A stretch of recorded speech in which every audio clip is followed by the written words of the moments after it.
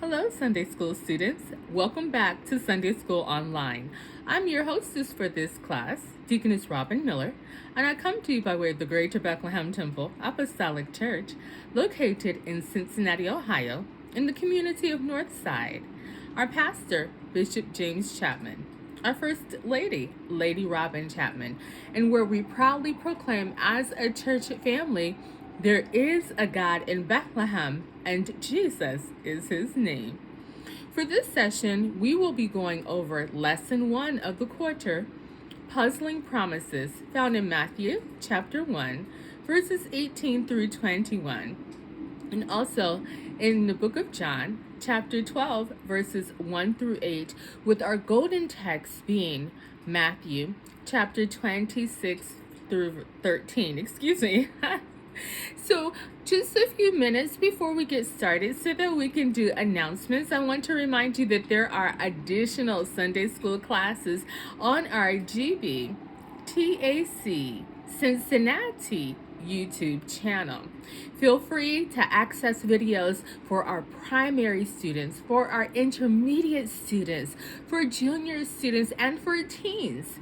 Now, for our adults, we are on telechurch every Sunday morning as the Lord allows at 9 o'clock a.m. Please visit our website, gbtac.org, that's O-R-G, for the telechurch telephone number and access code so that you can participate in that class. We have wonderful Cracker Jack teachers that really help to break down the Word of God so that we can apply it in our everyday lives. Also, on that same website, we have our prayer line. Perhaps there are things going on, especially during this time of COVID and multiple variants coming out, the latest one being the Omicron variant that was initially found in South Africa, and it is making its way through the United States. There are multiple states where they have detected that variant. And yes, it is also being said that it doesn't affect us as much as the other variants do, even though it's 500 times more infections than the other ones. It's still enough to weigh on your mind, and perhaps you would like to seek prayer. Our pastors are here for you. You can call us at the prayer line and allow us to pray for you, to touch and agree for prayer requests that you have. And perhaps you would like to talk to them about the plan of salvation. They would be more than happy to discuss that, to outline that with you. You'll find other things on our gbtac.org website that contains our list of services. The auxiliary groups, blah, blah, blah, blah. Let me get my tongue to get together. Our auxiliary groups, that can be found on that website. So with that, I believe that's it for our announcements. Good thing too, my tongue was rebelling. So we're going to go ahead and start our lesson. But finally, I want to cordially invite you to join us for our live in-person services. We are back to in-person services, and we are following COVID practices. We're wearing our masks. We're doing hand sanitization. We are distancing at least 6 feet apart, for prayer 3 feet apart. So please feel free to come out and join us for the live worship services.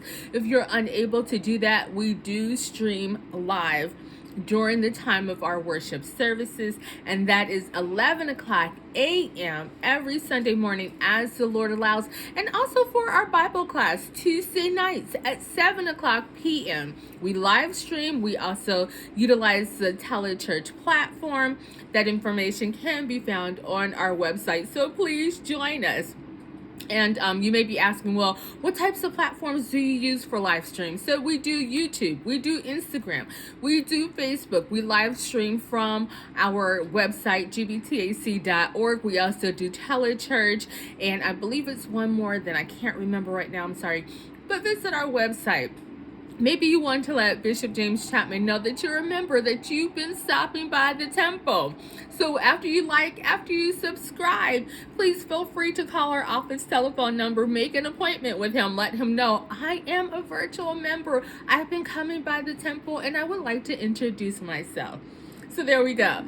So our lesson, as I stated for this week, is Puzzling Promises, Matthew chapter 1, verses 18 through 21. And that's also in the book of John, chapter 12, verse 1 through 8. And our golden text being Matthew chapter 26, verse 13. We're going to go into our review. So last week in our lesson, the final lesson of the quarter, we saw that it is easy to fall into murmuring and complaining instead of making intentional choices to trust, to believe, to obey, and to seek God. We again saw that disobedience to God separates us from His promises and removes us from the position of receiving His best for us.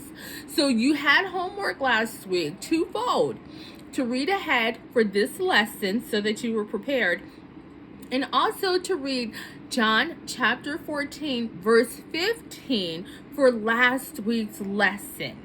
So I'll read that, and it reads, if you love me, you will do the things I command. And I believe that's the New Living Translation. Please forgive me if it isn't. I didn't write down which translation I wrote that from, but I know it's not King James. It's in simpler English or easier to understand English. If you love me, and this is Jesus talking, you will do the things that I command. So in context, in the book of John, Jesus was preparing his disciples for his departure when he would die on the cross. And context means what's going on around what we're talking about. So that's what was going on concerning that scripture.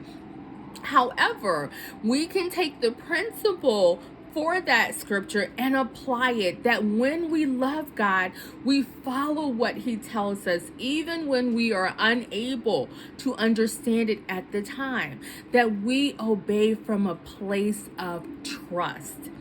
Now, in looking at the children of Israel last week, they had a hard time doing that as a community. Yes, Joshua did it. Yes, Caleb did it. Yes, Moses did it. Yes, after opportunity, Aaron did it. And after opportunity, Miriam did it. So there were some leaders in there that we can point to that trusted God, even when it looked like, or even when it didn't feel easy to do it. But as a whole community, as a group, it was hard for them to do that. So we wanted to look at that in regards to our last week's lesson, that if we love God, we're going to follow what He tells us to do, what He commands us to do, knowing and trusting that He has us doing it because He has the best for us at heart. He's not asking us to do it because He's trying to trip us up, or He's trying to lead us away from something or keep us from something that we really, really want. No, He has the best for us. So we finished the last quarter's theme, which was faith on trial. And in that, in our lessons, we saw a lot with Moses' family, the leadership role that God gave them and how they handled being leaders with their choices. Now, some choices, like Moses, like Joshua and Caleb, it separated them from the crowd. Some choices, like Nadab and Abihu, Korah, and their company, it was answered with immediate judgment, equating to death. And some choices that we saw in our lesson, like the generation of Moses, caused the children of Israel to be separated from God's promises. So we're starting a new quarter, and with that, it's a new theme. And the theme that we're going to study is triumph. So in the next 13 lessons, we will observe the theme of triumph. So just to get an understanding of what we're going to be looking at and what we're going to be looking for, Triumph as as defined by a Google search means a great victory or achievement. So some synonym words for triumph or similar words would be victory, win, conquest, success, achievement. And the opposite would be defeat. Another one, and this is the verb of triumph. The other definition that I read you was the noun form. So the verb form is to achieve a victory, be successful. And the similar words are the same, win and succeed. So our lesson title is Puzzling Promises.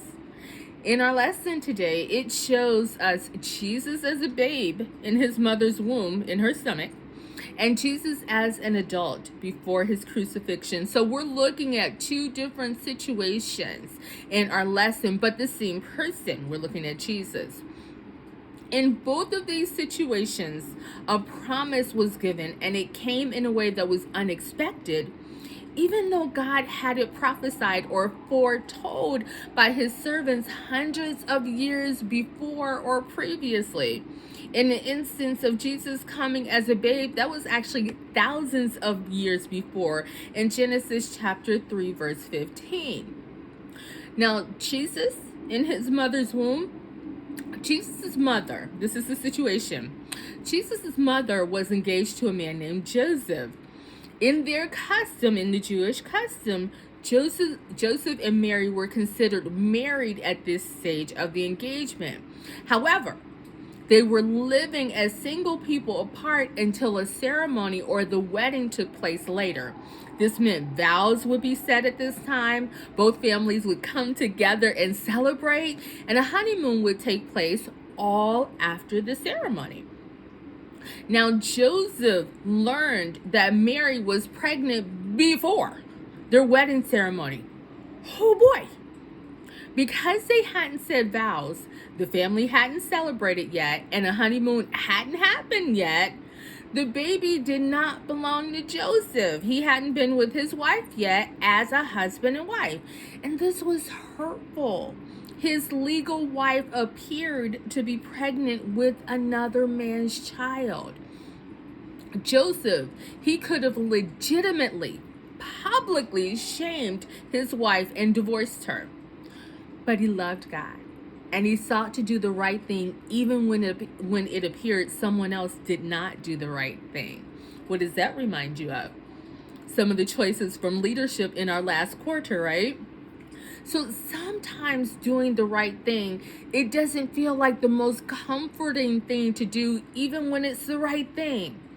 Sometimes when we want to get even when we are hurt. But because Joseph exercised self-control and put his love of God above his own feelings, he learned by an angel sent by God that Mary was divinely pregnant, meaning she didn't have a honeymoon with another man. God caused her to have a supernatural pregnancy, and she didn't do anything wrong before their wedding. She was a faithful wife to Joseph. And I want to say supernatural, meaning man didn't have anything to do with it. It was all by the power of God. So the second situation that we're looking at in our lesson today was Jesus as an adult before his crucifixion. So what is surrounding our lesson in this is that Jesus went to the home of one of his disciples. And while there, a woman took a pound of perfume called spikenard and poured it on Jesus' feet. So right now I want to give a shout out to my mom, who pointed out the worth of this costly perfume. So the cost for this spikenard that she poured on Jesus' feet in today's terms was about $54,509. Whew, yes, you heard me correctly. $54,509. That is more than what some people make in a year. And it was true back then too. That was more than a year's wages. And it was 16 ounces. So I have an example here that's covering my face. This is 13 ounces. It is 3 ounces shy of a pound. But she took all of what she had. This would be worth more than $54,000. Look at how tiny that is. $54,000 can buy you a house. It can buy you a car. It can buy you more than a year worth of rent living someplace else. $54,000 plus is what she took and poured on Jesus. And it was about this size. That's a lot of money. That was a lot of worth. But she decided to pour it on the feet of Jesus. So both of these situations, and we'll come back to that, but to summarize, both of these situations were hard. Joseph and Mary had to trust God when it first appeared like a hurtful situation. But both of them loved God and accepted his will for their lives. Jesus knew he was on the way to be crucified or killed. He knew he was born to take away the sin of everyone in the world that would accept his gift of forgiveness and salvation. All of our hard times, even the hardest of times, like when Jesus prepared for his death on the cross, can be overcome with the joy we receive by putting our trust in Jesus. Will we will we enjoy every situation that we are in or experience? If I had a megaphone, I would yell, "No!" And maybe you can yell no for me because I have to be careful of my volume. Can you yell no for me? Oh, say it with you? Okay, but I won't be as loud as you. So, or you all. You ready? 1, 2, 3. No! No, that was good. Thanks for yelling for me. So, no, we won't like or enjoy every situation that we're in. We experience some hard times in this life.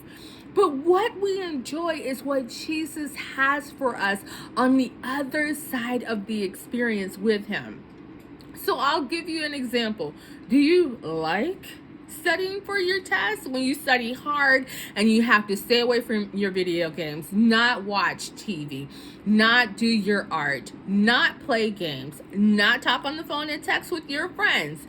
Do you like disciplining and spending that time studying for the test when you really want to do something else? No, of course not. None of us do. But you do enjoy the knowledge that you gain and the good grade from your efforts. You like what's on the other side of studying hard for that test. So, adults and teenagers that have jobs and young folks that do chores, do you enjoy those hours of training and learning and memorizing those policies? No, some people said it before I finished. No. But afterwards, you enjoy the knowledge necessary to do your job. So no, we don't like everything, but the experience that God takes us through, what's on the other side of that we enjoy. In our golden text, it talks about the spikenard being poured on Jesus and the act of being remembered by anyone, or that woman being remembered by anyone hearing the gospel of Jesus Christ. And in the Passion Version and I'm going to read it straight from the Passion Version. Normally I read it from our lesson book, but I'm going to read it straight from the Passion Version. It says, I promise you, and this is Jesus talking, that when this wonderful gospel spreads all over the world, this story of her lavish devotion to me will also be mentioned in memory of her. And we know that the gospel is the good news, the birth, the death, the life, the resurrection of Jesus Christ. So in other words, as we remember the sacrifice of what Jesus did for us, we will remember the sacrifice of what she did for him. As we remember the unselfishness of Jesus, we will remember her unselfishness toward Jesus. Excuse me. As we remember that Jesus gave his best for us, we will remember that she gave her best to him. Remember the example, less than 3 ounces to be a full pound, but she gave what was precious and dear to her, to Jesus. So can you think of any other things that we will remember about this woman from her act of love toward Jesus? Oh, it's a little bit silent. Where's my bell? There we go. Yes, that's right. That means it becomes homework. So for homework, think of other things that we will remember about this woman's act of love toward Jesus. And we'll talk about it on the next time during our review. So in conclusion, for today's Sunday school lesson, we saw in our lesson that things aren't always as they appear. Like in the case of Joseph and Mary. Joseph thought Mary had behaved wrong, but when he allowed God to talk to him, he learned she was being honored by God. We learned that hard times, even very hard times, can be overcome with our trust in Jesus and the joy he gives because of our trust in him. We saw the promises of God. They come in a way that weren't expected, even though they were known hundreds and thousands of years prior to happening. So those are just a few things that we learned in Sunday School Online today. Share some of the things that you learned in coming to Sunday School, and invite your family, invite your friends, invite your classmates, your peers to next week's lesson. I apologize. My tongue has been all over the place. Oh my gosh. Next week's lesson. Jesus comes as King. Isaiah chapter 9, verses 6 through 7. And John chapter 12, verses 12 through 16. The golden text being John chapter 12, verse 13. I know, in the book of James, only God can tame the tongue, right? So, thank you for joining me today. And I leave you with my borrowed saying from VeggieTales: God made you special, and he loved you very much. We'll see you on the next time. Bye.